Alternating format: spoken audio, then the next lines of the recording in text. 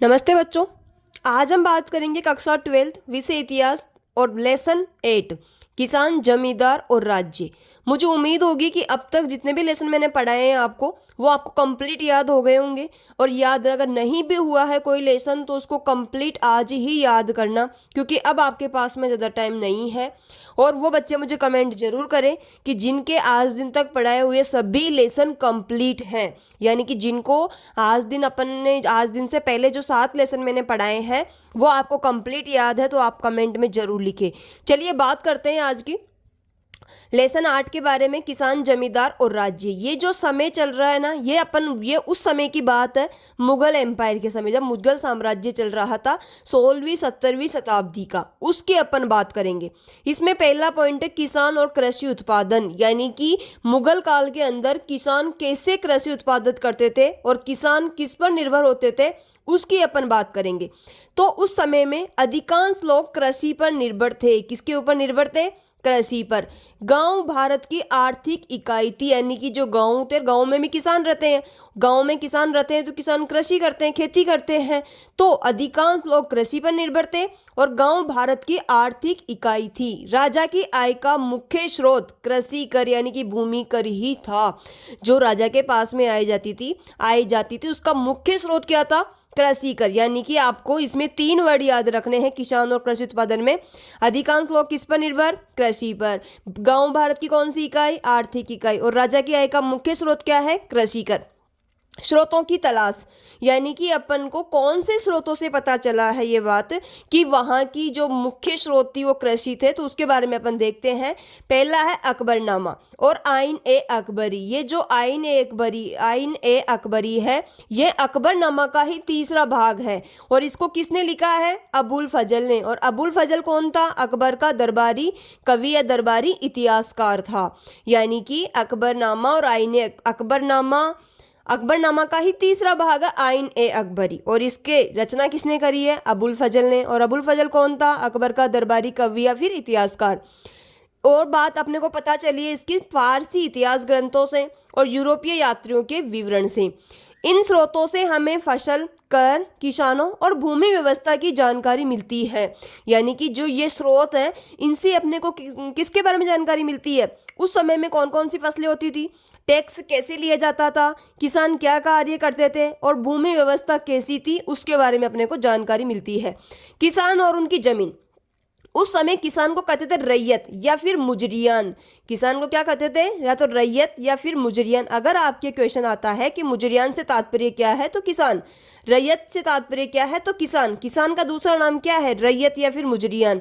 इस लेसन के हर एक लाइन से आपके बोर्ड में डायरेक्ट क्वेश्चन पूछा जाएगा, इसीलिए मैं हर एक लाइन को 2-2 बार 3-3 बार पढ़ रही हूँ ताकि आपको कंप्लीट याद हो जाए। और आपका जब एग्जाम आए, एग्जाम में आप इतनी खुशी से एग्जाम दें कि आपको पूरे प्रश्न आ रहे हो, एक भी प्रश्न ऐसा नहीं हो जो आपको याद नहीं हो।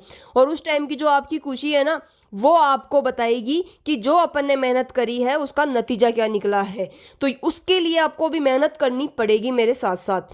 तो अपन बात कर रहे हैं किसान और उसकी जमीन के बारे में। तो किसान को कहते थे रैयत या फिर मुजरियान। उस समय किसान 2 प्रकार के थे, खुद काश्त और पाही काश्त। खुद से ही आपको याद रखना है, खुद का मतलब खुद, काश्त यानी खेती, यानी कि खुद की जमीन पर जो खेती करते हैं वो कहलाते हैं खुद काश्त। पाही यानी दूसरे, और काश्त यानी जमीन, यानी कि दूसरों की जमीन पर जो खेती करते हैं वो कहलाते हैं पाही काश्त। किसान भूमि के वास्तविक जोतदार थे। भूमि पर वंशानुगत अधिकार होते थे, यानी किसी व्यक्ति, किसान है, किसान के बेटे का भी भूमि पर अधिकार होता था। किसान अपनी जमीन बेच सकते थे, ये उनको स्वतंत्रता थी कि वो जमीन बेच सकते थे। और वो उसे कहते थे मिल्कियत। अपनी किसान की जो खुद की जमीन होती थी ना, उसको कहते थे मिल्कियत। तो ये अपने को आपको समझ में आ गया होगा किसान और उनकी जमीन के बारे में। किसान 2 प्रकार के होते थे, खुद काश्त और पाई काश्त। इस लेसन में आपको सिर्फ 5 वर्ड याद रखने हैं। सबसे पहले तो लोग किस पे निर्भर थे? कृषि पर। गांव कौन सी इकाई थी? आर्थिक इकाई। मुख्य स्रोत क्या था? कृषि कर। मुख्य स्रोतों की अगर बात करते हैं अपन तो अकबरनामा, इसी का तीसरा भाग था आइन अकबरी। और किसने लिखी? अबुल फजल ने। कौन था? अकबर का दरबारी कवि इतिहासकार। फारसी इतिहासकार ग्रंथ और यूरोपीय यात्रियों के विवरण। इसके बारे में इन स्रोतों में अपने को किसकी जानकारी मिलती है? फसलों की, कर की, किसान की और भूमि व्यवस्था की। किसान कितने प्रकार के? 2 प्रकार के, खुद काश्त और पाही काश्त। खुद काश्त का मतलब जो खुद की जमीन पर खेती करते थे, पाही काश्त का मतलब दूसरों की जमीन पर खेती करने थे। सिर्फ ये याद रखना है इसमें से। चलिए आगे बात करते हैं सिंचाई और तकनीक के बारे में। मैं इसको इस बार बार बार इसलिए बोल रही हूँ क्या कि आपको एक ही बार पढ़ने से आपको कंप्लीट याद हो जाए। तो सिंचाई और तकनीक के बारे में बात करते हैं। सिंचाई के लिए कौन कौन सी तकनीक यूज करते थे? कुओं से सिंचाई करते थे। अब आज से आप जोड़ के देखिए, आज भी अपन किससे सिंचाई करते हैं? अपन भी कुएं से करते हैं, तालाब से करते हैं, नहरों से करते हैं। जो फारसी पहिया रहट, ये भी उस समय प्रचलित था। लकड़ी का हल और बैल का उपयोग करते थे, ये आप लोगों ने देखा होगा। और वर्षा पर निर्भर खेती होती थी, यानी कि वर्षा पर ही। सिंचाई और तकनीक के बारे में बात करें तो कुएं, तालाब, नहरें, फारसी पहिया जिसको रहट कहते हैं, लकड़ी के हल और बैल का प्रयोग करते हैं। वर्षा पर निर्भर खेती होती थी। तकनीक साधारण थी, फिर भी उत्पादन अच्छा होता था। यानी कि जो तकनीक थी वो बिल्कुल साधारण थी, लेकिन खेती यानी कि जो उत्पादन, जो माल होता था वो अच्छा होता था। फसलों की भरमार। अब कौन कौन सी फसलें खाद्यान्न थी, कौन कौन सी फसलें नकदी थी, उसके बारे में बात करते हैं। उस समय गेहूं आज भी होते हैं, चावल, ज्वार और बाजरा, ये सब फसलें आप जानते हो। तो ये तो एक खाद्यान्न फसलें, क्योंकि गेहूं की भी अपन खाते हैं, चावल को भी खाते हैं, ज्वार को भी खाते हैं और बाजरा को भी खाते हैं। नकदी फसलें जिसको बेचा जा सकता है, जिसे कहते हैं व्यावसायिक फसल। कपास को खाते थोड़ी अपन, उसको बेचते हैं। गन्ना है, इसको खाते भी और बेचते भी है। नील है और अफीम है, ये सब चीजें नकदी फसलों में आती है। खाद्यान्न फसलों में आती है गेहूं, चावल, ज्वार, बाजरा। नकदी फसलों में आते हैं कपास, गन्ना, नील, अफीम। कृषि समाज की विशेषताएं, यानी कि कृषि समाज की जो विशेषताएं होती थी वो क्या होती थी? गांव कृषि केंद्रित थे। गांवों के अंदर आपको पता है जितने भी व्यक्ति रहते हैं सब ऑलमोस्ट खेती ही करते हैं। तो ये आपको पता होना चाहिए कि गांव कैसे कृषि केंद्रित थे। किसान, कारीगर, पशुपालक मिलकर समाज बनाते थे। अब उसके अंदर गांव के अंदर किसान भी होते हैं, कारीगर भी होते हैं और पशुपालक भी होते हैं, और ये सभी मिलकर के समाज बनाते हैं। कृषि से ही राज्य को राजस्व मिलता था। ये आपको याद होना चाहिए कि कृषि कर यानी कि भूमि कर ही एकमात्र राज्य का स्रोत था, सबसे बड़ा। तो कृषि से ही राज्य को राजस्व मिलता था। मुगल साम्राज्य और कृषि। मुगल काल के अंदर कृषि की अगर बात करते हैं, राज्य किसानों को संरक्षण देता था। भूमि माप कर तय किया जाता था कि कितना टैक्स अपने को इससे लेना है, और अकबर की राजस्व व्यवस्था प्रसिद्ध थी। निष्कर्ष आपको सिर्फ ये याद रखना है, मुगल काल में कृषि उन्नत अवस्था में थी। किसान समाज का आधार थे। फसल विविधता और सिंचाई साधनों से उत्पादन बढ़ता था। तो ये अपना कंप्लीट है। चलिए आगे बात करते हैं अपन। दूसरा पॉइंट अपना ग्रामीण समुदाय, यानी कि मुगल काल के अंदर ग्रामीण जो व्यक्ति होते थे वो कैसे रहते थे, उनके बारे में अपन बात करते हैं। तो ग्रामीण समुदाय के 3 मुख्य घटक थे। पहला था खेतिहर किसान, दूसरा था पंचायत और तीसरा था गांव का मुखिया। यानी कि 3 घटक कौन कौन से थे ये आपको पता होना चाहिए। पहला है खेतिहर किसान, यानी खेती जो करते थे, दूसरा है पंचायत, तो तीसरा गांव का मुखिया। और गांव का मुखिया क्या कहलाता था? मुकद्दम या फिर मंडल। अब बात करते हैं गांव के अंदर जाति और ग्रामीण माहौल कैसा था। ग्रामीण समाज जाति आधारित था, यानी कि जो ग्रामीण समाज था वो कौन सा आधारित था? जाति आधारित। ये आपको याद रखना है, ग्रामीण समाज जाति आधारित समाज था। ऊंची जातियां भूमि के मालिक होते थे, यानी कि जो ऊंची जाति वाले व्यक्ति होते थे वो क्या कहलाते थे? भूमि के मालिक। और जो नीची जातियां होती थी वो कहलाते थे मजदूर और दस्तकार। हर जाति का कार्य निर्धारित था, यानी कि प्रत्येक, जैसे कारीगर है उनका काम फिक्स था कि मकान वगैरह बनाने हैं, और जो किसान थे उनका कार्य फेमस था, पहले से ही निर्धारित था कि आपको खेती करनी है। तो सभी जाति के अलग अलग कार्य निर्धारित होते थे। तो यानी कि ऊंची जातियां भूमि के मालिक होते थे, नीची जातियां मजदूर दस्तकार होते थे। हर जाति का कार्य निर्धारित था और समाज कैसा था? जाति आधारित। पंचायत और मुखिया के बारे में बात करते हैं। प्रत्येक गांव में पंचायत होती थी। प्रत्येक गांव में क्या होती थी? पंचायत। ये भी याद रखना है, प्रत्येक गांव में पंचायत। पंचायत का मुखिया या फिर सरपंच कहलाता था। और इस कार्य क्या क्या करते थे? विवाद सुलझाना, किसी के बीच में अगर लड़ाई हो जाती है तो उनका सुलझावा करना मुखिया, इसका पंचायत के मुखिया का काम था। कर संग्रह में सहायता मुखिया का कार्य था। गांव के नियम बनाना, कौन से गांव में कैसे रहना है, ये सब नियम ये बनाता था। पंचायत गांव की स्वशासन संस्था थी। अब बात करते हैं ग्रामीण दस्तकार की। लोहार, बढ़ई, कुम्हार, जुलाहा, मोची आदि कृषि औजार और दैनिक उपयोग की वस्तुएं बनाते थे। बदले में अनाज या मजदूरी मिलती थी। ये लोग क्या करते थे? जो कृषि की वजह से लोहार कृषि से संबंधित औजार बनाते थे, बढ़ई या लकड़ी का कार्य करते थे, कुम्हार थे, मटके वगैरह बनाने का कार्य करते थे, जुलाहा थे, मोची थे, ये सभी अपना अपना कार्य करते थे। कौन किससे संबंधित? कृषि औजार और दैनिक उपयोग की वस्तुएं बनाते थे। इनको बदले में क्या मिलता था? इनको बदले में मिलता था अनाज या फिर मजदूरी, पैसे वगैरह देते थे। दस्तकार ग्रामीण अर्थव्यवस्था का जरूरी हिस्सा थे। दस्तकार क्या थे? ग्रामीण अर्थव्यवस्था का जरूरी हिस्सा थे। चलिए आगे बात करते हैं। एक छोटा गणराज्य। गांव अपने मामलों में आत्मनिर्भर रहते थे, यानी कि गांव अपने मामलों में क्या रहते थे? आत्मनिर्भर। का कोई भी मैटर होता है तो खुद ही निपटारा कर लेते थे। निर्णय पंचायत द्वारा होता था और सीमित सरकारी हस्तक्षेप होते थे। उनको सरकार में मतलब कोई किसी प्रकार का हस्तक्षेप करने का ज्यादा अधिकार नहीं होते थे, बिल्कुल सीमित अधिकार होते थे। इसीलिए गांव को छोटा गणराज्य कहा गया है। इसीलिए गांव को क्या कहा गया है? छोटा गणराज्य। अगर आपके क्वेश्चन आ जाता है कि मुगल साम्राज्य में छोटा गणराज्य से तात्पर्य क्या है, तो होता था गांव। कृषि समाज में महिलाएं। अब ये आपको याद रखना है कि मुगल साम्राज्य में 16वीं 17वीं शताब्दी के अंतर्गत महिलाओं की क्या भूमिका होती थी, महिलाएं क्या क्या कार्य कर पाती थी। पहली, कृषि कार्य में भूमिका।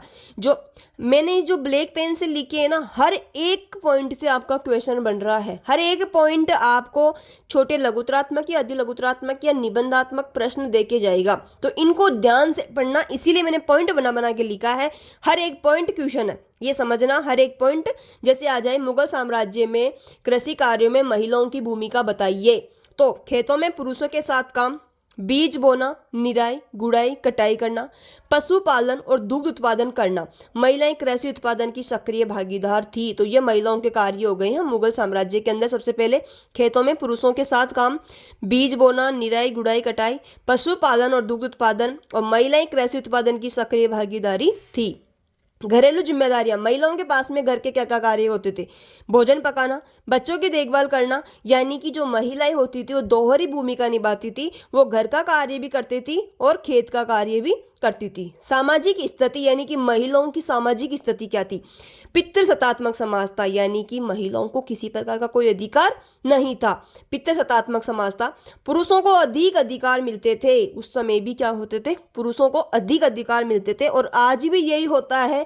आज भी अपना समाज पितृसत्तात्मक है। आज भी वही दुविधा है कि लड़कियों को गवर्नमेंट स्कूल में पढ़ाया जाता है और लड़कों को प्राइवेट स्कूल में पढ़ाया जाता है। लड़कियों के ऊपर किसी प्रकार का कोई ध्यान नहीं दिया जाता है पढ़ाई को लेकर के, और लड़कों को स्टार्टिंग से उस तरीके से ट्रीट किया जाता है, अच्छी अच्छी पढ़ाई पढ़ाई जाती है ताकि वो अपने पैरों पर खड़े हो सके। क्योंकि इसका रीजन ये है, क्योंकि आज भी लोग सोचते हैं कि लड़कियां शादी होकर के दूसरे घर में चली जाएगी और लड़के अपने घर में रह करके यहाँ पर अपनी सेवा करेंगे। इसीलिए चाहते हैं कि लड़के जॉब लगे, लड़कियां नहीं। तो आज भी वही स्थिति है लड़कियों की जो पहले थी। लेकिन ये चीज लड़कियों को खुद को सोचना चाहिए कि उनको कहाँ तक जाना है, खुद को अपने बारे में इतनी। इसीलिए मैं लड़कियों के लिए इतनी मेहनत करती रहती हूँ कि वो अपने हक को समझे और अपने हक का कार्य करके अपने पैरों पर खड़े हो। लेकिन ये कहीं ना कहीं लड़कियों की भी गलती है कि वो आगे बढ़ ही नहीं पाती है। और आज भी समाज हमारा पितृसत्तात्मक है। आज भी लड़कों को ज़्यादा वैल्यू दी जाती है अपेक्षा लड़कियों की। तो ये उस समय की भी स्थिति यही थी कि पितृसत्तात्मक समाज था। पुरुषों को अधिक अधिकार प्राप्त थे और महिलाओं की स्थिति सीमित थी। बहुत सीमित अधिकार मिलते हैं महिलाओं को। तो संपत्ति का अधिकार।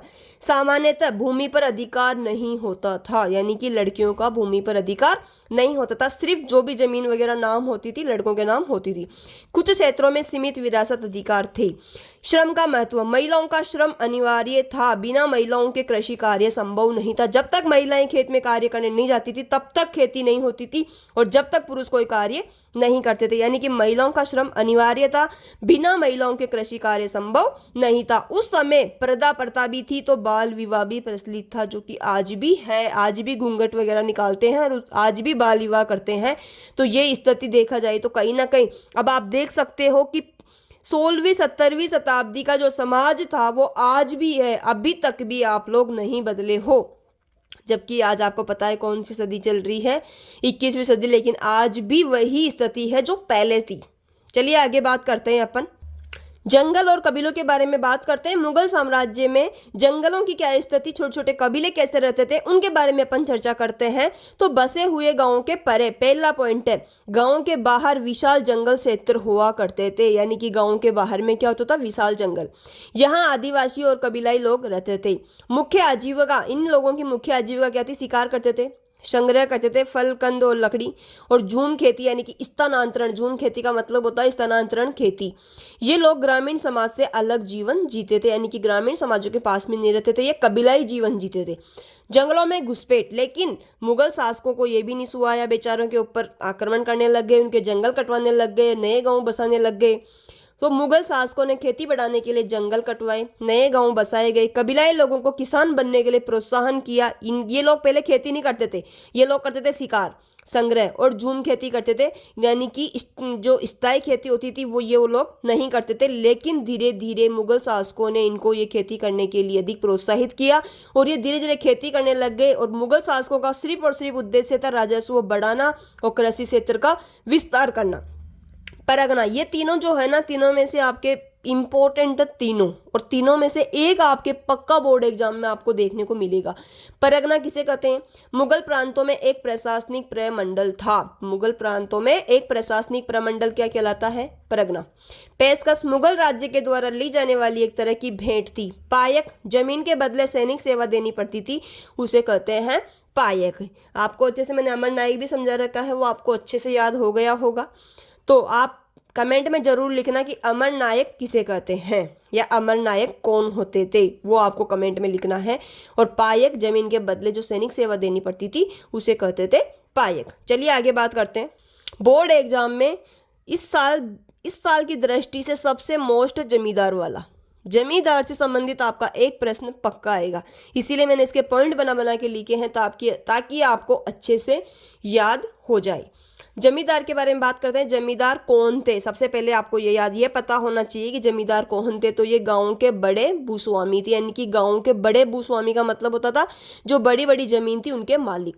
कुछ को वंशानुगत अधिकार प्राप्त थे, किसानों से लगान वसूल करते थे। इनका कार्य क्या होता था? किसानों से लगान वसूल करना। मुगल राज्य को कर देते थे, ये किसानों से टैक्स वसूल करते थे और उसके बाद में मुगल राज्य को देते थे। जमींदार राज्य और किसानों के बीच की कड़ी होती थी, यानी कि राज्य और किसानों के बीच में, किसानों से टैक्स लेते थे और राज्य को देते थे कौन? जमींदार। तो ये बीच की कड़ी होती थी।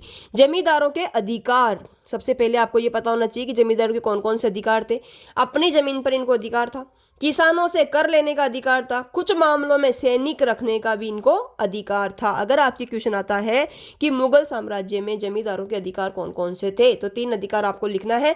पहला है अपनी जमीन पर अधिकार, दूसरा है किसानों से कर लेने का अधिकार, तीसरा है कुछ मामलों में सैनिक या सेना रखने का अधिकार भी था। जमींदारों की जिम्मेदारियां, जमींदार अगर बड़ा क्वेश्चन आता है तो ये निबंधात्मक आता है तो पूरे पॉइंट आप उसमें लिख सकते हो। जमींदारों की क्या क्या जिम्मेदारियां थी? समय पर राजस्व जमा करना, किसानों से राजस्व वसूल करना और अपने खाते में जमा करना, गांव में शांति बनाए रखना, कृषि विस्तार में मदद करना। ये इनके 3 प्रमुख जिम्मेदारियां थी। जमींदारों की आर्थिक स्थिति, जमींदार इतने पैसे कमा रहे हैं, इतने राजस्व ले रहे हैं, तो ये जमींदार तो समृद्ध थे, इनके पास पैसों की कोई कमी नहीं थी। कुछ सामान्य स्थिति में भी थे। उनकी आय लगान से, इनकी आय किससे होती थी? सिर्फ और सिर्फ लगान से, यानी कि जो राजस्व वसूल करते थे उससे ही इनकी आय का ये प्रमुख स्रोत था। जमींदार और किसान के संबंध कैसे थे? कई बार सहयोगात्मक, कई बार तो जमींदार और किसान दोनों एक दूसरे को सहयोग करते थे, और कई बार शोषणकारी, यानी कि कई बार इनके बीच में लड़ाई भी हो जाती थी। कई बार किसान असंतोष भी रहते थे, यानी कि लड़ाई इनके बीच में हो जाती थी। जमींदारों की शक्ति, इनके पास में कौन कौन सी शक्ति होती थी? स्थानीय राजनीति में प्रभाव, यानी कि उस समय इनका राजनीति में अच्छा खासा प्रभाव था। कुछ जमींदार विद्रोह भी करते थे, कुछ जमींदार ऐसे होते थे जो अच्छे पैसे वाले होते थे, खूब पैसे कमा लेते थे, उसके बाद में अपने राजा से ही विद्रोह कर बैठते थे और अपनी सेनाएं रखते थे। तो ये जमींदार कौन थे? गांव के बड़े भूस्वामी, वंशानुगत, कुछ तो वंशानुगत ही होते थे। इनका कार्य किसानों से लगान वसूल करना। मुगल राज्य को क्या देते थे? कर। जमींदार राज्य और किसानों के बीच की एक कड़ी थी। जमींदारों के अधिकार की बात करते हैं तो इनकी खुद की जमीन होती थी, किसानों से कर लेते थे और अपनी सेना भी रखते थे। जमींदारों की जिम्मेदारियां, समय पर राजस्व जमा कराना, गाँव में शांति रखना और कृषि विस्तार करना। जमींदारों की आर्थिक स्थिति, कुछ जमींदार तो बहुत समृद्ध थे, कुछ सामान्य थे और इनकी आय लगान से ही होती थी। जमींदार और किसान के बीच में संबंध कुछ टाइम सहयोगात्मक होता था, कुछ टाइम शोषणकारी, कुछ टाइम असंतोष होता था। जमींदारों की शक्ति, स्थानीय राजनीति में प्रभाव, कुछ जमींदार विद्रोह भी करते थे और अपनी सेनाएं भी रखते थे। चलिए आगे बात करते हैं। बात करते हैं भू राजस्व प्रणाली, यानी कि भूमि से प्राप्त कर। भू राजस्व प्रणाली का मतलब होता है भूमि से जो आपको टैक्स मिल रहा है, राज्य को जो आय मिल रही है, उसे कहते हैं भू राजस्व प्रणाली। अब राज्य की आय का प्रमुख स्रोत जो है वो क्या है? भू राजस्व प्रणाली, यानी कि राज्य की आय का प्रमुख स्रोत ही भू राजस्व है। अकबर की राजस्व व्यवस्था, इसको दसाला प्रणाली भी कहते हैं, वो मैं समझाऊंगी आगे कि दसाला प्रणाली क्यों कहते हैं। तो अकबर की राजस्व व्यवस्था टोडरमल द्वारा विकसित। सबसे पहले तो ये आपका क्वेश्चन आ सकता है ऑब्जेक्टिव में कि अकबर की राजस्व व्यवस्था का जो मेन व्यक्ति था वो कौन था? तो टोडरमल था। टोडरमल ने ही विकसित करी थी। भूमि का मापन किया, उपज के आधार पर कर निर्धारण किया, और ये कहलाती है दसाला प्रणाली। यानी कि दसाला प्रणाली से तात्पर्य है पिछले 10 वर्षों की औसत फसल उपज और कीमतों के आधार पर भूमि कर वसूल करना। ये कहलाती है दहशाला। 10 साल, दहशाला का मतलब होता है 10 साल, यानी कि पिछले 10 सालों की औसत फसल उपज और कीमतों के आधार पर भूमि कर वसूल करना। दहशाला प्रणाली में कितना भाग? उपज का 1/3 भाग फिक्स किया गया था राजस्व खरीद मतलब वसूल करने के लिए, कि आपका उपज का जैसे 100 रुपये अगर आपके पैदा हो रहे हैं तो 33 रुपये आपको टैक्स भरना पड़ेगा। अब ये आप नकद के रूप में भी दे सकते हो और अनाज के रूप में भी दे सकते हो। ये आपके क्वेश्चन आ सकता है कि मुगल साम्राज्य में टैक्स देने की जो कि मतलब अपने उपज का कितना परसेंट लगता था? तो 33%, या 1/3%, 1/3 भाग। और किस रूप में देते थे? नकद या अनाज के रूप में। मुगल काल में भूमि का वर्गीकरण, यानी कि मुगल काल में जो भूमि होती थी कितने प्रकार की होती थी? 4 प्रकार की। पोलज, परोती, चच्चर, बंजर। पोलज, परोती, चच्चर, बंजर। मेरे साथ साथ में बोलो। आपके क्वेश्चन आ सकता है कि मुगल काल में भूमि का वर्गीकरण कीजिए, यानी कि भूमि के प्रकार बताइए। ये भी आपके क्वेश्चन आ सकता है। तो भूमि के मुगल काल में 4 प्रकार थे: पोलज, परोती, चच्चर, बंजर। पोलज का मतलब होता था जिसमें हर वर्ष खेती हो। पोलज का मतलब होता था प्रत्येक वर्ष खेती हो। परोती यानी कि प्रति एक वर्ष तो खेती होती थी, एक वर्ष खाली छोड़ देते थे। परोती का मतलब ही क्या हो रहा है? पड़ती जमीन पर तो एक वर्ष खेती करते थे, एक वर्ष खाली छोड़ते थे। चच्चर 3 से 4 साल बाद में खाली, 3-4 साल तक खाली, फिर उसके बाद में खेती होती थी 3-4 साल बाद में। और बंजर का मतलब था लंबे समय से अनुपजाऊ होती थी, यानी कि 10-12 साल 15 साल भी लग सकते थे इसको वापस उपजाऊ होने में।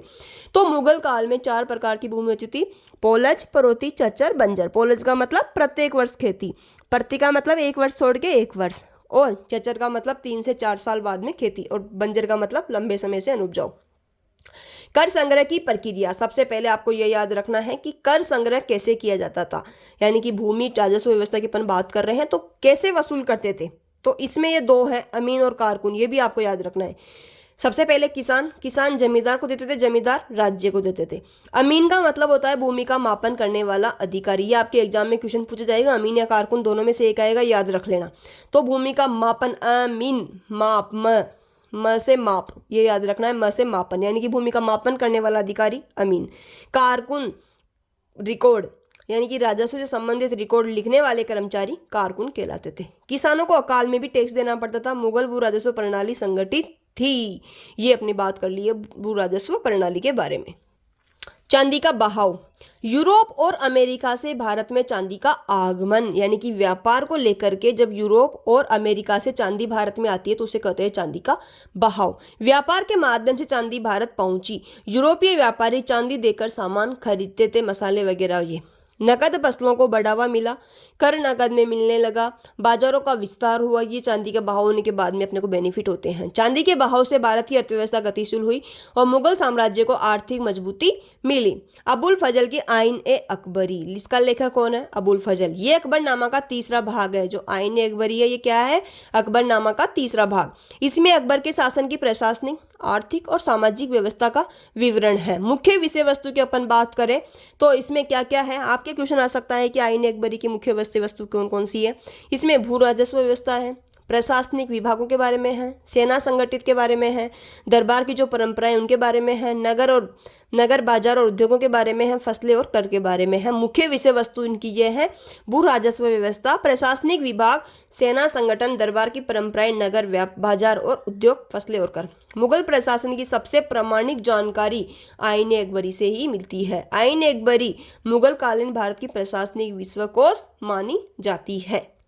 कभी आपसे सन भी पूछ सकते हैं, तो ये मैंने लिखा है जो इंपॉर्टेंट है। सबसे पहले मुगल साम्राज्य की नींव कैसे पड़ती है, तो 1526 में पानीपत का युद्ध होता है बाबर और इब्राहिम लोदी के बीच में। बाबर की विजय हो जाती है, इब्राहिम लोदी हार जाता है और यहीं पर मुगल साम्राज्य की नींव पड़ती है। बाबर के बाद में इसका बेटा आता है हुमायूं, जिसके 2 चरण में शासन करता है। इसका पहला चरण है 1530 से 40। फिर शेरशाह सूरी आक्रमण करता है और हुमायूं को भगा देता है और शेरशाह सूरी शासन करता है 40 से 55 तक। फिर हुमायूं वापस आता है और इसको हरा करके गद्दी पर बैठ जाता है और 1 साल तक शासन करता है। उसके बाद में इसकी मृत्यु हो जाती है 1555 से 56 के बीच में। फिर अकबर आता है 1556 से 1605 के बीच में। फिर अकबर का बेटा है जहांगीर, जो 1605 से 27 के बीच में शासन करता है। फिर आता है शाहजहां 1628 से 1658, औरंगजेब 1658 1707। 1739 में नादिर शाह भारत पर आक्रमण करता है और उसको खूब सारा लूटता है दिल्ली को। 1857 में अंतिम मुगल सम्राट होता है बहादुर शाह जफर। जुट्टा क्रांति के समय में